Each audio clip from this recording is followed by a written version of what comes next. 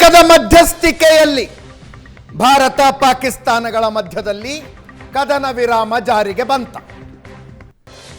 ಇಲ್ಲ ಅಂತ ಬರೀ ವಿದೇಶಾಂಗ ಇಲಾಖೆ ಯಾಕೆ ಹೇಳ್ತಾ ಇದೆ? ಪ್ರಧಾನಿ ನರೇಂದ್ರ ಮೋದಿ ಅವರು ಯಾಕೆ ಹೇಳ್ತಿಲ್ಲ? ವಿಪಕ್ಷಗಳ ಪ್ರಶ್ನೆ. ಮೋಹನ್ ವಿಶ್ವ. ಅಜಿತ್, ಇಲ್ಲಿ ಫಸ್ಟು ಕಾಂಗ್ರೆಸ್ನವರು ತಮ್ಮ ಸ್ಟ್ಯಾಂಡನ್ನು ಕ್ಲಿಯರ್ ಮಾಡಬೇಕು. ಮಲ್ಲಿಕಾರ್ಜುನ್ ಖರ್ಗೆ ಅವರು ಮೇಲ್ಗಡೆ ಬುದ್ಧ ಅಂದರೆ ಅವ್ರ ಮಗ ಇಲ್ಲಿ ಕೂತ್ಕೊಂಡು ಯುದ್ಧ ಅಂತಾರೆ. ತಿರ್ಗಾ ಆಪರೇಷನ್ ಸಿಂಧೂರ್ ಮಾಡಿದ ದಿವಸ ಬೆಳಗ್ಗೆ ಮಹಾತ್ಮ ಗಾಂಧಿ ಫೋಟೋ ಹಾಕ್ಬಿಟ್ಟು ಶಾಂತಿ ಪಠಣ ಮಾಡ್ತಾರೆ. ಕದನ ವಿರಾಮ ಅಂದ ತಕ್ಷಣ ಇಂದಿರಾ ಗಾಂಧಿ ಅವ್ರ ಫೋಟೋ ಹಾಕ್ಬಿಟ್ಟು ಯುದ್ಧದ ಬಗ್ಗೆ ಮಾತಾಡ್ತಾರೆ. ಇವ್ರೂರಿನಲ್ಲೇ ಕ್ಲಾರಿಟಿ ಇಲ್ಲ. ಅದೇನಾಗುತ್ತೋ ಗೊತ್ತಿಲ್ಲ ಅವ್ರಿಗೆ. ಭಯೋತ್ಪಾದಕರ ಮೇಲೆ ಅಥವಾ ಪಾಕಿಸ್ತಾನದ ಮೇಲೆ ಭಾರತ ದಾಳಿ ಮಾಡಿದಾಗ ಅದೇನೇನಾಗುತ್ತೆ ಗೊತ್ತಿಲ್ಲ ಅವ್ರಿಗೆ. ಅವನೊಂದು ಹೇಳಿಕೆಗಳನ್ನ ಕೊಡೋಕೆ ಶುರು ಮಾಡ್ತಾರೆ. ಸೊ ವಿದೇಶಾಂಗ ಇಲಾಖೆ ಅಂತ ಬಂದಾಗ ಸ್ಪಷ್ಟವಾಗಿ ವಿದೇಶಾಂಗ ಸಚಿವರು, ಕಾರ್ಯದರ್ಶಿಗಳು, ತಿರ್ಗಾ ಯುದ್ಧ ಮಾಡಿದಂಥ 3 ಸೇನೆಯ ಚೀಫ್ಗಳು ಅಷ್ಟು ಕ್ಲಿಯರ್ ಕಟ್ಟಾಗಿ ಹೇಳಿರ್ಬೇಕಾದ್ರೆ DGMO ಫೋನ್ ಮಾಡಿದ್ರು ಮಧ್ಯಾಹ್ನ 3:35ಕ್ಕೆ, ಆಮೇಲೆ ಕದನ ವಿರಾಮ ಘೋಷಣೆ ಆಗಿದ್ದು ಅಂತ ಅಷ್ಟು ಕ್ಲಾರಿಟಿ ಕೊಟ್ಟ ಮೇಲೂ ಸಹ ಇವರು ಪದೇ ಪದೇ ಭಾರತದ, ಅದು ನರೇಂದ್ರ ಮೋದಿ ಅವರು ಅಧಿಕಾರಕ್ಕೆ ಬಂದ ನಂತರ ನಡೀತಿರುವಂಥ ವಿದೇಶಾಂಗ ಒಂದು ಏನು ಹೇಳ್ತಾರೆ ಪಾಲಿಸಿ ಬಗ್ಗೆ ಪ್ರಶ್ನೆ ಮಾಡ್ತಾರೆ. ನೆನಪಿರ್ಲಿ, ಇದೇ ನರೇಂದ್ರ ಮೋದಿ ಅವರೇ ಅವತ್ತು S-400ನ ರಷ್ಯಾದಿಂದ ಪರ್ಚೇಸ್ ಮಾಡಬೇಕು ಅಂತ ಹೇಳಿದಾಗ ಇದೇ ಅಮೆರಿಕದ ಹಿಂದಿನ ಅಧ್ಯಕ್ಷ ಬೈಡನ್ನು ಸ್ಯಾಂಕ್ಷನ್ ಹಾಕಿದಾಗ ಹೋಗಿ ಮಾತುಕತೆ ಮಾಡಿಸಿ S-400ನ ಕರ್ಕೊಂಬಂದು ರಷ್ಯಾದಿಂದ ಇಂಡಿಯಾಗೆ ತಂದಿದ್ದು. ಇವತ್ತು ಅದೇ S-400ಗಳೇ ನಮ್ಮನ್ನ ಕಾಪಾಡಿದ್ದು ಪಾಕಿಸ್ತಾನದಲ್ಲಿ. ಇದು ಭಾರತದ ಬದಲಾದ ವಿದೇಶಾಂಗ ನೀತಿ. ಯಾಕೆ ರಷ್ಯಾ ಉಕ್ರೇನ್ ವಾರ್ ಸಂದರ್ಭದಲ್ಲಿ ನ್ಯಾಟೋ ದೇಶಗಳು ಸ್ಯಾಂಕ್ಷನ್ ಹಾಕಿದಾಗ ವಿದೇಶಾಂಗ ಪಾಲಿಸಿ ಬಗ್ಗೆ ಮಾತಾಡಿದವರು ಮಾತಾಡಲೇಬೇಕು. ಇವತ್ತು ರಷ್ಯಾ ಉಕ್ರೇನ್ ಯುದ್ಧದ ಸಂದರ್ಭದಲ್ಲಿ ನಿಮಗೆ ಭಾರತದ ಮೇಲೆ ಸ್ಯಾಂಕ್ಷನ್ ಹೇರಿದ ಯಾರು? ಇದೇ ನ್ಯಾಟೋ ದೇಶಗಳು, ಇನ್ಕ್ಲೂಡಿಂಗ್ ಅಮೆರಿಕ. ನೀವು ರಷ್ಯಾದಿಂದ ಆಯಿಲ್ನ ಗ್ಯಾಸ್ನ ಪರ್ಚೇಸ್ ಮಾಡಬಾರ್ದು ಅಂತ ಇಂಡಿಯಾ ಪರ್ಚೇಸ್ ಮಾಡಲಿಲ್ವಾ? ಅಮೆರಿಕ ಮಾತು ಕೇಳ್ಬಿಡ್ತಾ ಹಾಗಾದ್ರೆ. ಅದು ಬದಲಾದ ಭಾರತದ ವಿದೇಶಾಂಗ ನೀತಿ.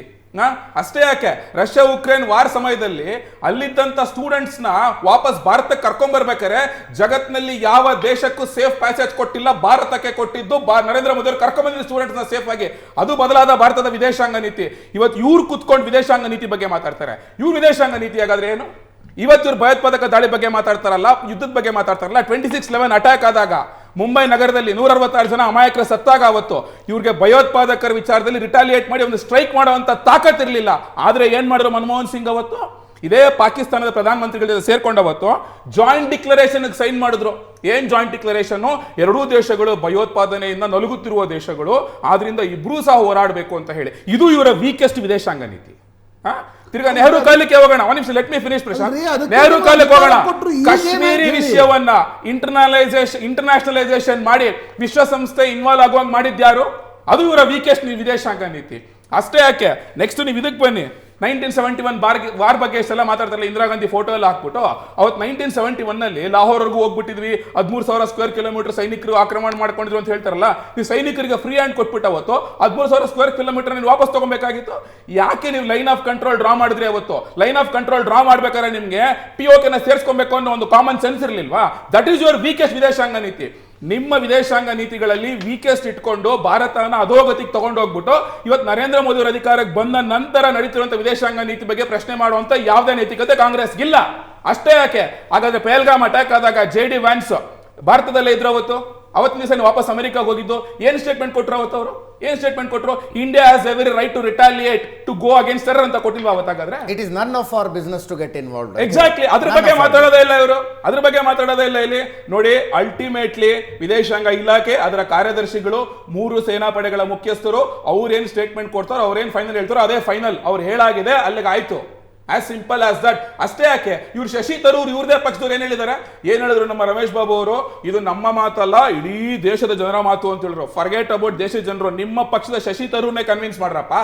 ಅವರೇ ಹೇಳಿದಾರೆ ಇವತ್ತು ಕುತ್ಕೊಂಡು ಏನೇನಾಯ್ತು ಅಂತ ಹೇಳಿ. 71 ವಾರ್ ಲೋಕಲ್ ಪಾಲಿಟಿಕ್ಸ್ ಅದನ್ನ ಮಾತಾಡ್ತಿದ್ದಾರೆ. ಸುಬ್ರಹ್ಮಣ್ಯಂ ಸ್ವಾಮಿ ಕೇಳಿದ್ರೆ ಭಾರತ ಹೆಂಗ್ ಮಾಡ್ತು, ಪ್ರಧಾನಿ ಏನ್ ಕೆಲಸ ಮಾಡಿದ್ರು ಅಂತ ಸುಬ್ರಹ್ಮಣ್ಯಂ ಸ್ವಾಮಿ ಕೇಳಿದ್ರೆ ಅವರು ಇದ್ರ ವಿರುದ್ಧನೇ ಮಾತಾಡ್ತಾರೆ. ಪ್ರಿಯಾಂಕಾ ಖರ್ಗೆ, ಲಾಸ್ಟ್ ಪ್ರಶ್ನೆ. ಪ್ರಿಯಾಂಕಾ ಖರ್ಗೆ ಅವ್ರಿಗೆ ಏನ್ ಹೇಳಿದ್ರು ಅವರು? ಪಾಕಿಸ್ತಾನದಲ್ಲಿ ಅಲ್ಲಿನ ಪ್ರಧಾನಮಂತ್ರಿಗಳು ಸ್ಪೆಷಲ್ ಸೆಷನ್ ಕರೆದು ಎಲ್ಲಾನು ಎಕ್ಸ್ಪ್ಲೈನ್ ಮಾಡಿದ್ದಾರೆ ಅಂತ ಹೇಳಿದ್ರು. ಯಾಕೆ? ಅದೇ ಪಾಕಿಸ್ತಾನದ ಸದನದಲ್ಲಿ ಪಾಕಿಸ್ತಾನದ ಮಂತ್ರಿಗಳು, ಸಂಸದರು ಕಣ್ಣೀರ್ ಹಾಕೊಂಡು ದಯವಿಟ್ಟು ಯುದ್ಧ ನಿಲ್ಲಿಸ್ಬಿಡಿ, ನಮ್ ಕೈಯಲ್ಲಿ ಆಗ್ತಾ ಇಲ್ಲ ಅಂತ ಭಾರತನ ಬೇಡ್ಕೊಂಡ್ರು ಗೊತ್ತರ, ಅಂಗಲಾಚ್ಕೊಂಡು. ಅದ್ರ ಬಗ್ಗೆ ಪ್ರಿಯಾಂಕಾ ಖರ್ಗೆ ಯಾಕೆ ಮಾತಾಡೋದಿಲ್ಲ? ಪ್ರಿಯಾಂಕಾ ಖರ್ಗೆ ಊರೆಲ್ಲ ಮಾತಾಡ್ತಾರೆ. ತನ್ನ ಜಿಲ್ಲೆಯಲ್ಲಿ SSLC PUC ನಲ್ಲಿ 32ನೇ ಸ್ಥಾನಕ್ಕೆ ಹೋಗಿದೆ ಪರೀಕ್ಷೆಯಲ್ಲಿ. ಎಲ್ಲಿಂದ ಎಲ್ಲಿಗೆ ಹೋಗ್ಬೇಡಿ. ಅದ್ರ ಬಗ್ಗೆ Mohan, ಮಾತಾಡಿ please. First. Mohan, please. No, ಎಲ್ಲಿಂದ no, ಎಲ್ಲಿಗೆ you should ಹೋಗ್ಬೇಡಿ. talk about that. ಎಲ್ಲಿಂದ ಎಲ್ಲಿಗೆ ಹೋಗ್ಬೇಡಿ. ಅದ್ರ Please. ಬಗ್ಗೆ ಮಾತಾಡೋದು ಒಂದ್ ಬಿಟ್ಬಿಟ್ಟು ನಿಮಿಷ. ಈಗೇನ್ ಹಂಗಿದ್ರೆ ಅವರ ಜಿಲ್ಲೆ SSLC ರಿಸಲ್ಟ್ ಇಂಪ್ರೂವ್ ಆಗೋ ತನಕ ಯಾವ ವಿಷಯ ಬಗ್ಗೆ ಮಾತಾಡೋ ಅಧಿಕಾರ ಅವ್ರಿಗಿಲ್ಲ ಅಂತ ಮಾತಾಡ್ಬೇಕು. ಅದ್ರ ಬಗ್ಗೆ ತುಟಿನೇ ವಿಚಾರ ಇಲ್ಲ. ಅದ್ರ ಬಗ್ಗೆ ತುಟಿನೇ ವಿಚಾರ ಇಲ್ಲ. ಪ್ರಶಾಂತ್ ಒಂದ್ ನಿಮಿಷ